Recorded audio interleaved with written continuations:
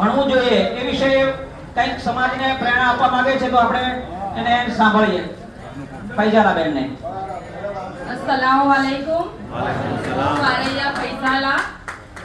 સૌપ્રથમ તો હું અહીંયા મને આમંત્રિત કરવા બદલ ખૂબ ખૂબ આભાર. MCI ની પરીક્ષા પાસ કરીને મારું સપનું સાકાર થયું છે અને એમાં સૌથી મોટો ફાળો મારા માતા પિતાનો છે, જેમણે મને સહકાર આપ્યો, મારા પર ભરોસો કર્યો અને મને અહીંયા સુધી પહોંચાડ્યો. કદાચ એમણે મારા પર ભરોસો ના કર્યો હોત અને મને સહકાર ના આપ્યો હોત તો કદાચ મારા નામની શબ્દની આગળ આજે ડોક્ટર શબ્દ ના લાગ્યો હોત. તો સૌથી મોટો ફાળો મારા માતા પિતાનો છે. એના માટે એમનો ખૂબ ખૂબ આભાર. હું અહીંયા આવેલ તમામ વાલીઓને વિનંતી કરીશ કે બધા જ પોતાની દીકરીને ભણાવે અને એમને સહકાર આપે, જેથી આપણા સમાજની દરેક દીકરીઓ આગળ વધે.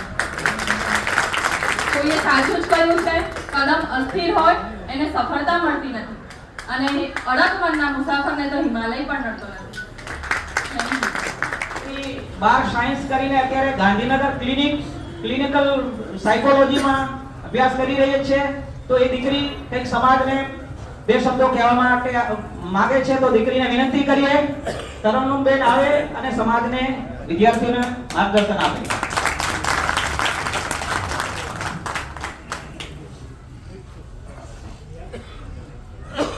अस्सलामुअलैकुम. तो घाटी मुस्लिम काटा समाजને તો સૌથી પહેલા તેના વડીલોને વંદન. હું વારૈયા તરન્નુમ આજે થોડાક શબ્દો કહેવા માંગીશ. તો આજે પહેલા તો વાત કરવી છે જ્ઞાનની. તો જ્ઞાન ક્યાં મળે? શાળામાં? ના, શાળામાં તો મળી જ જાય છે, પણ બધી જગ્યાએ મળી જાય. એક વડલાના ઝાડ નીચે એક દાદા બેઠા હોય અને એ 7 નાના છોકરાઓને કહેતા હોય કે બધા આ વાક્ય સારા છે, જીવનમાં આ કાર્ય કરવું જોઈએ, આ કાર્ય ન કરવું જોઈએ, ત્યાં પણ જ્ઞાન મળી જ જાય છે.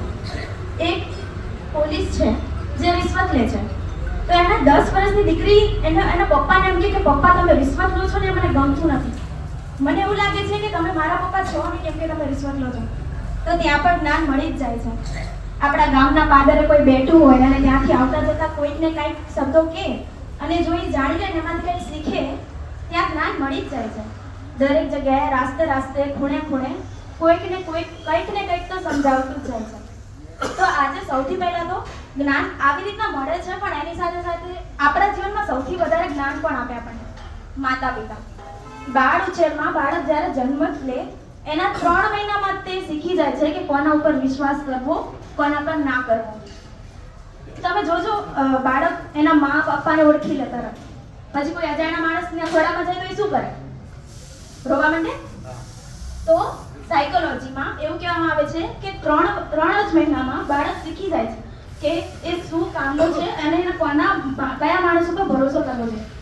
એની શું વાત કરો છો? હું તો એમ કહું છું કે બાળક જ્યારે માના ગર્ભમાં હોય છે ત્યારે જ એ કેટલા સંસ્કારો શીખી જાય છે. સાયકોલોજી તો એવું કહે છે, તમે સાંભળ્યું હશે કે બાળકની સામે આવી રીતના વાત ન કરવી, આવી રીતના ન બોલવું, માણસનો સ્વભાવ કઈ રીતનો થશે, એ ગુસ્સેમાં રહેશે, શાંત રહેશે, શું બોલશે, ક્યારે બોલશે, એ બધું એ બાળકનો એનું બાળપણ કેવું છે એના ઉપર કામ થાય છે. ઇવન અત્યારે હું સાયકોલોજી કરું છું ગાંધીનગરમાં. અમારા સર પોતે ચાઇલ્ડ સાયકોલોજી, મતલબ કે બાળકને જીવનમાં કઈ કઈ તકલીફો આવે છે અને એની સામે કઈ રીતે લડવું જોઈએ. ઇવન તમે પેરેન્ટ સાયકોલોજીસ્ટ વિશે પણ સાંભળ્યું હશે કે બાળકે કઈ રીતે મતલબ માતા પિતા કઈ રીતે બાળકોને રાખવા જોઈએ એના વિશે પણ સમજાવવામાં આવે છે. હવે આગળ એક વાત કરીએ જ્ઞાનની. તો 2 પોઈન્ટ છે જે પણ સંસ્કાર આપે છે, મિત્રો અને મોબાઈલ. તમે એમ કહેતા હશો મોબાઈલ આજકાલની જનરેશનને બગાડી નાખે છે. મેં મારા ભણતર મોટા ભાગનું મોબાઈલમાંથી કર્યું છે અને જો તમે સારા વેમાં યુઝ કરો ને તો મોબાઈલ જેટલી સારી વસ્તુ શાયદ કોઈ હશે જ નહીં. ઇવન મિત્રો એટલે એક ઓલું હોય ને કે મોટિવેશન એક્ઝામ પહેલા જે ગભરામણ હોય બધાને કે હવે શું થશે, મા બાપનું નામ રોશન કરવાનું છે, આ કરવાનું છે, એક જિમ્મેદારીઓ છે, એક ભરોસો છે એમનો, એ તોડવાનો નથી. એ બધું એક મિત્રો અને મોબાઈલ અને માતા પિતા, આ ત્રણેય વસ્તુ છે ને જે જરૂરીમાં જરૂરી છે મારા જીવનમાં. હવે આગળ આપણે વાત કરીએ કે બાળ ઉછેર વિશે સારી વાત કહું તો પિંકેશ સોલંકી મોમેન્ટસ નામનું એમનું ક્લિનિક છે ગાંધીનગરમાં. એમણે અત્યાર સુધી અમે ક્લિનિકલ સાયકોલોજીમાં છું ગાંધીનગર. સાયકોલોજી એટલે મગજના મગજ છે જે એના કાર્યો એના વિશે ભણાવવામાં આવે છે કે માણસનું મગજ કઈ રીતનું છે અને તે ક્યારે શું કામ કરશે. એમણે મને એક વખત એવું કીધું હતું કે તરન્નુમ આપણે સૌથી વધુ જે શીખવું હોય ને તો એ છે મૂવીઝ. હવે તમે 3 ઇડિયટ્સ જોયેલી છે? 3 ઇડિયટ્સ અમિતાભ બચ્ચનની ગમે એટલી ફિલ્મ હોય, 3 ઇડિયટ્સ, સુપર 30, 10વી, આ એવી મૂવીઝ છે જેના દ્વારા તમે ઘણું બધું શીખી શકો છો. ઇવન તારે જમીન પર આમિર ખાનની છે. તો એમણે મને એવું કીધું હતું કે જો કોઈકને ઇન્ટરેસ્ટ હોય ને તો એ બધું કરી શકે. હવે attention is a point which is awareness to the particular stimulus. મતલબ કે attention એટલે એમ કહેવાય ને રુચિ, સારી ભાષામાં કહેવી ને તો. હવે સાચું કહું ને તો મને 9મા ધોરણથી સાયકોલોજીમાં બહુ વધુ ઇન્ટરેસ્ટ હતો.